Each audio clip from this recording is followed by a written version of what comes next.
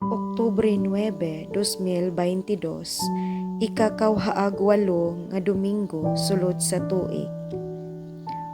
Unang pagbasa. Pagbasa gikan sa ikaduhang basahon sa mga hari.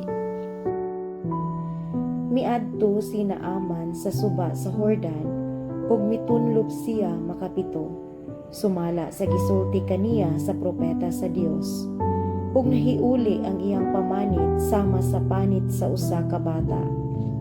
Unya si Naaman ug ang iyang mga kauban mibalik ngadto sa propeta sa Dios ug miingon, karon nasayod na ako nga walay laing Dios sa tibuok kalibutan gawas sa Dios sa Israel. Busa dawata kining mga gasak ko kanimo. Apan mitubag si Eliseo, ingon nga buhi ang Ginoo nga akong gialagaran, dili gayud ako modawat bisag unsa. Namugos si Naaman kang Eliseo nga dawaton niya ang gasa, apan midumili si Eliseo. Unya si Naaman miingon, kun dili mahimo, naghangyo ako kanimo nga hatagan mo ako giyuta nga madala sa duha ka mula, kay sukad karon dili na ako muhalad ug halad nga sunugon ni muhalad og mga mananap ngadto sa laing mga Dios. Ang pulong sa Ginoo. Salamat sa Dios. Ikaduhang pagbasa. Pagbasa gikan sa ikaduhang sulat ni San Pablo ngadto kang Timoteo. Hinumdumi si Hesukristo nga gibanhaw nga kaliwat ni David, sumala sa maayong balita nga akong giwali. Nagantos ako ug gigapos gani og kadena sama sa usa ka kriminal tungod kay nagwali man ako sa maayong balita. Apan ang pulong sa Dios dili ginapos. Busa giantos ko ang tanan tungod sa piniling katawhan sa Dios, aron makabaton usab sila sa kaluwasan nga anaa kang Kristo Jesus, inubanan sa himayang dayon.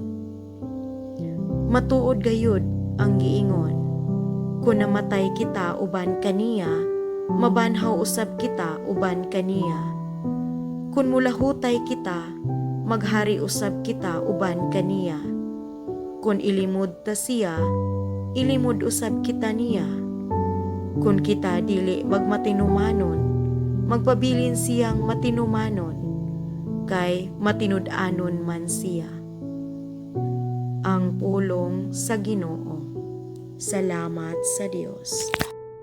Pagbasa gikan sa santos nga ebanghelyo sumala ni San Lucas. Sa nagpadulong na si Jesus sa Jerusalem, miagi siya sa utlanan sa Samaria o Galilea. Samtang nagpaingon siya sa usa ka balangay, gisugat siya og napulo ka sanlahon.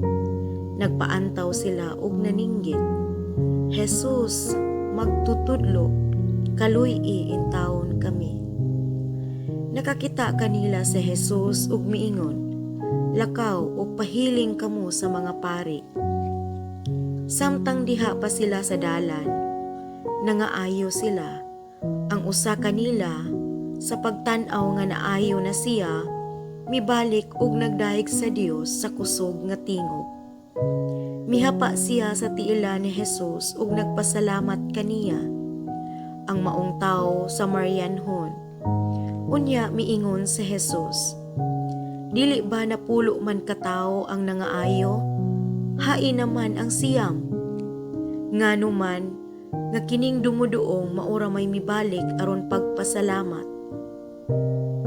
Ug miingon kaniya si Jesus, tindog ug lakaw, ang imong pagtuo maoy nakaayo kanimo. Ang ebanghelyo sa Ginoo. Daygon ko ikaw, O Kristo.